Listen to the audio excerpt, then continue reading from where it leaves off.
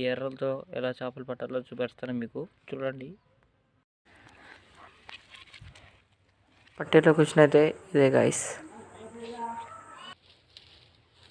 ఎర్రనైతే ఇలా కూర్చోలే గైస్, అలా అయితే నేను చేప పడుతుంది. ఇప్పుడు ఒకటైతే గుంజింది, ఇప్పుడైతే మనకి పడ్డది చూడండి. ఇప్పుడు దగ్గర పోయినాక చూపెడతాను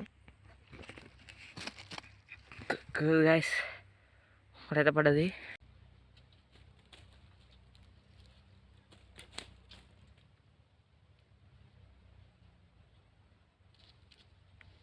కొంచెం పెద్దదే, ఇంకా చూడండి చూపెడతాను. 1/2 kg కంటే ఎక్కువ ఉంటుంది. మన ఛానల్ లైక్ చేయండి.